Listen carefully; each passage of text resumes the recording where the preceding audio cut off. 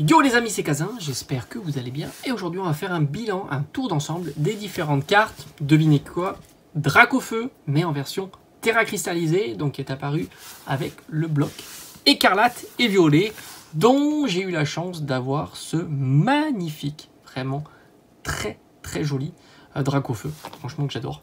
Moi j'aime bien les cartes gold, ça me dérange pas. Les versions terra cristallisées, je dirais que c'est pas ce que j'apprécie le plus, mais ça va. Pour l'instant, de ce qu'on va dire, j'en ai pas vu beaucoup. J'en ai vu deux, il me semble, puisque j'ai eu j'ai la carte promo du coffret. Alors est-ce qu'il est où le coffret que je vous avais promis à l'ouverture? Il est là-haut. Hop, ici la carte promo du coffret que l'on va s'ouvrir évidemment sur la chaîne, ça tu le sais, hein, tu es au courant. Pour Noël, voilà, on se fera une petite ouverture de Noël, alors 24, 25, je sais pas, mais on fera ça, petit coffret. Alors moi j'aime beaucoup ce coffret, de mon avis c'est un coffret qu'il ne faut pas le sous-estimer. D'ailleurs on va un petit peu en parler, puisqu'on va parler de la carte précisément. Et c'est un coffret sympa que tu pouvais trouver pour 50 €. Mais je sais pas maintenant si on peut le trouver encore, mais je pense que oui quand même. Je pense que oui, puis bon c'est vrai que là, on se demande hein, si maintenant il n'y a pas plus de quantité, que ça revient pas plus facilement. Franchement, je sais pas. Alors, on va se débarrasser directement du dernier Dracofeu terra cristallisé, qui va sortir chez nous pour 4.5. Alors, je te parle pas de la carte promo, même si on pourra avoir une petite idée de cette carte promotionnelle là, de son prix. Mais je vais te parler du Dracofeu X, terra cristallisé, SAR, Full Art alternatif, etc. de 4.5. Alors oui, tu sais que ça va être... Alors, je pense que chez nous, ça sera la carte la plus chère. Au Japon, je pense pas, puisque c'est souvent une carte dresseur. Ça sera certainement machine, je pense, ou Pania, parce qu'il y a le Noctali quand même. Mais je suis pas très calé, on va dire, sur le marché japonais. Mais chez nous, le Dracofeu sera certainement la carte la plus chère. Alors, même si c'est un terra cristallisé, je pense que quand même, il va pas se faire battre par la carte Mew et par une carte dresseur non plus. Parce que nous, on n'aime pas trop les cartes dresseurs. Qu'est-ce qui reste? Je sais plus ce qui reste, mais je pense qu'il reste pas grand-chose en fait. Donc voilà, je pense que grosso modo, ça sera le Dracofeu. Oui, il y a Gardevoir, mais je pense pas non plus. Alors, pour donner un petit peu d'idée, en version japonaise, j'ai l'impression que c'est à peu près 300 €. Voilà. Grosso modo, le Dracofeu en ce moment, hein, je ne dis pas que ça va durer, hein, mais j'ai l'impression qu'on est aux alentours de 300 € pour cette carte-là. Alors est-ce que c'est beaucoup? Franchement, je sais pas. Je sais pas. Je sais pas. Comme je t'ai dit, moi, le marché japonais, je le connais pas trop. Et évidemment, le prix en France doit s'aligner aussi au prix japonais. C'est-à-dire, si tu veux, si la carte, même si c'est une carte qu'on n'aime pas, par exemple des cartes dresseurs qui vaut 300 € au Japon, forcément chez nous on ne va pas la mettre à 100 € parce qu'on a moins de demandes. Voilà, c'est comme ça. Donc on se débarrasse de cette carte là, on est aux alentours de 300 € pour l'instant. Je te parlerai en fin de vidéo de la version terra cristallisée Full Art, celle-ci, mais en version shiny. Mais chez nous ça sera une promo, ça change la donne évidemment. Alors maintenant on va dire un petit peu crescendo.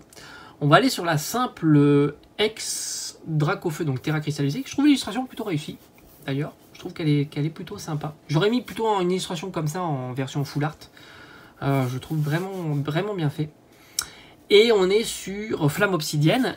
Et cette carte, je ne dis pas, hein, elle m'intéresse évidemment. Moi, toutes les cartes Dracofeu, terra cristallisée, ça ne me déplaît pas et elles m'intéressent plutôt. Mais je l'ai toujours trouvé très cher pour une simple X. Alors il faut savoir qu'elle était montée à un certain moment à une trentaine d'euros. Maintenant elle est plutôt sur une phase plutôt descendante, puisqu'elle est descendue en dessous des 20 €. Et j'ai envie de te dire, tu peux même la trouver pour une quinzaine d'euros pour cette carte là. Après je te dis, c'est globalement, encore une fois, hein, les prix, c'est globalement. Tu pourras certainement la trouver moins chère, tu pourras certainement la voir partir plus cher.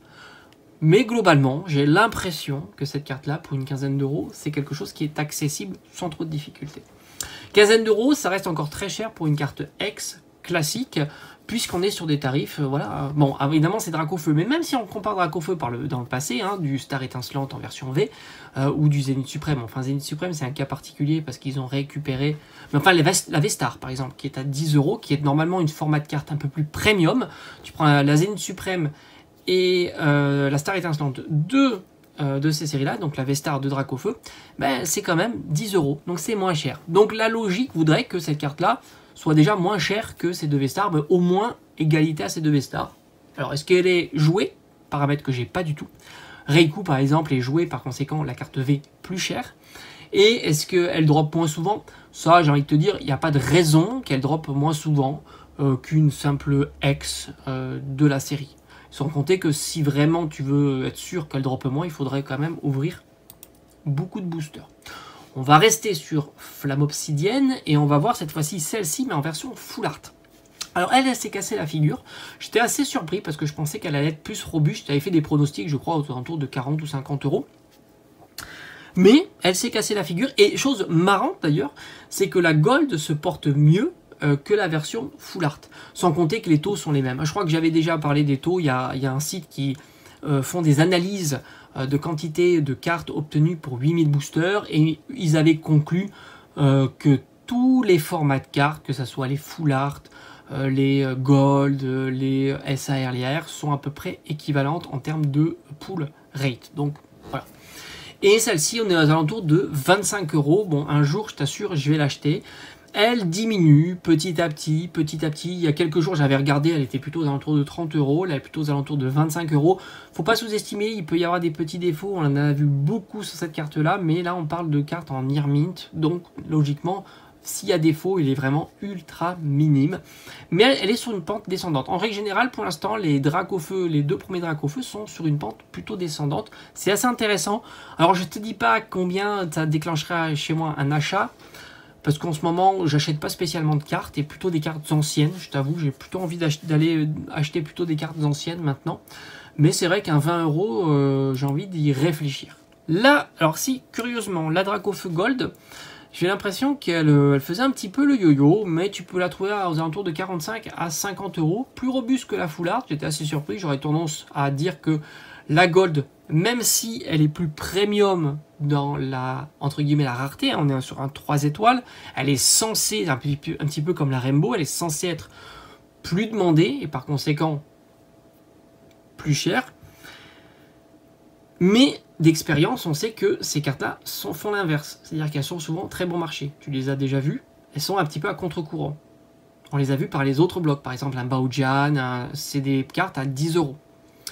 Mais là, c'est un petit peu l'inverse, si tu veux. Par exemple, un bon exemple qui illustre ça, c'est que tu prends la carte Mew Full Art et la carte Mew Gold 251. La Mew Gold est moins chère que la Mew Full Art.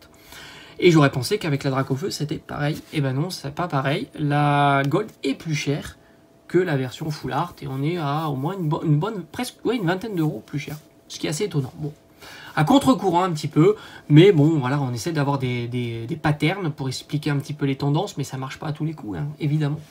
Et tant mieux, hein, ça nous permet de nous surprendre aussi. On a la version alternative. Alors franchement, moi j'ai les deux sous les yeux. Hein. J'ai la version 4.5 et enfin entre guillemets les photos. Hein. J'aimerais avoir les cartes en main. Et ben je trouve plus réussi. Ça lui va mieux, la couleur non shiny que shiny. Bon, alors est-ce que ça va être le même destin? Je crois pas, hein, parce qu'il y aura quand même une tendance et un taux de drop aussi. Visiblement c'est plus compliqué d'avoir ces SAR dans 4.5 que dans Flamme Obsidienne. Là c'est 80-90 € pour le Dracofeu. C'est vraiment hallucinant de voir un Dracofeu aussi bas, alternatif, SAR, etc. Mais bon, c'est la tendance sur cette série-là. C'est vrai qu'il y a peu de SAR et on a l'impression qu'il drop plus souvent. Alors peut-être que c'est vrai, franchement, je l'ignore. D'après les statistiques, je crois qu'il est sur 1 sur 200. C'est un petit peu le taux d'une SAR qu'on a vu un petit peu partout. Mais bon, après c'est compliqué d'avoir des visuels très clairs de tout ça. Sans compter que Faille Paradox, tu t'aperçois que les SAR tournent aussi aux alentours de 90 €. Donc au final, ça s'équilibre pas mal. Mais évidemment, là tu parles du Dracofeu. Donc voilà, on a fait le tour des cartes donc Terra cristallisée, de Dracofeu, donc c'est assez intéressant en ce moment sur ces formats de cartes là. À voir comment donc le Dracofeu, ce Dracofeu donc va évoluer, donc le 4.5. Et enfin, on va terminer par la carte promotionnelle du coffret. Alors là, j'étais aussi assez surpris.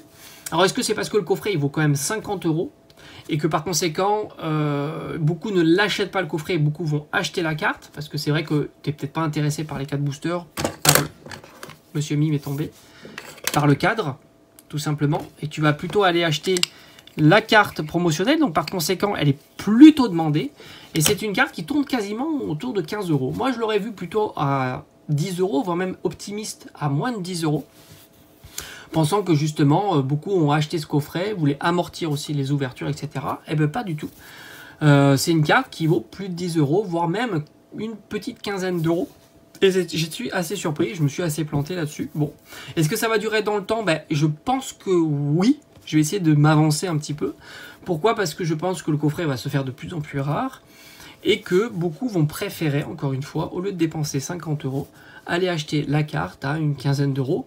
Ben, ça leur fait toujours économiser de l'argent, sachant que tu sais très bien dans un coffret comme ça, tu as 6 boosters, 9 fois sur 10, tu vas avoir une V, ou enfin une X, enfin un truc qui va te rapporter 5 €, et par conséquent, ben, tu auras perdu quasiment l'intégralité de ton ouverture, hormis la carte promotionnelle qui vaut une petite quinzaine d'euros. Donc c'est un petit peu ça qui a joué certainement en la faveur de cette carte-là. En tous les cas, c'est vrai qu'elle est pas si mal réussie, je trouve, au final, quand je l'ai eu entre les mains. Elle est plutôt sympa. Ça lui va assez bien, les couleurs, et on voit pas trop ce qu'il a sur la tête, et c'est pas plus mal. Hein. Voilà. Et enfin, si tu fais la comparaison à 4.5, alors là, cette fois-ci, si on essaye de comprendre 4.5, je dirais que cette fois-ci, la série sera plus ouverte. Donc par conséquent, si tu es plus malin, tu vas plutôt t'orienter sur des ouvertures avec des cartes promo plus tendance que le Fortivoire ou l'autre. Par conséquent, tu vas ouvrir celle qui a Dracofeu et tu vas avoir beaucoup de Dracofeu cette fois-ci en revente pour amortir tes ouvertures. Donc là, la problématique n'est pas la même. Tu es sur une série .5 dont beaucoup vont être ouverts pour faire de l'ouverture et donc amortir. Donc par conséquent, il y aura plus de cartes sur le marché. Et je pense que là, cette fois-ci, elle va plutôt se situer entre 5 et 10 €, un petit peu comme on a pu voir par le Dracofeu de Destinée Occulte. Alors évidemment, c'est pas exactement la même chose parce que Dracofeu Destinée Occulte est une simple V. C'est vrai. Mais j'ai envie de te dire, il y aura de l'ouverture de 4.5 parce que beaucoup vont ouvrir cette série-là. Parce que certains la trouvent très très sympa, parce que certains n'ont jamais ouvert de série type Destinée Occulte, Destinée Radieuse, donc découvrir les quantités astronomiques de petites shiny, etc. c'est plutôt super sympa. Faut pas oublier qu'il y a toujours des nouvelles personnes qui rentrent dans le marché Pokémon, et que nous c'est vrai qu'on est habitué à voir ce genre de pattern, et pour nous c'est du réchauffé, mais pour beaucoup d'autres personnes qui découvrent Pokémon, c'est pas du réchauffé. Donc par conséquent, je doute pas qu'il y a un gros public aussi qui va arriver sur cette série-là, et qui va prioriser des items plus intéressants à ouvrir et plus intéressants pour récupérer un petit peu d'argent avec la carte promotionnelle qui sera plus rentable, on va dire, que d'autres cartes promotionnelles comparativement aux deux autres, hein, etc. Voilà, j'ai fait le tour des Dracofeu terré cristallisés, c'est très intéressant ce qui se passe et on se dit à bientôt.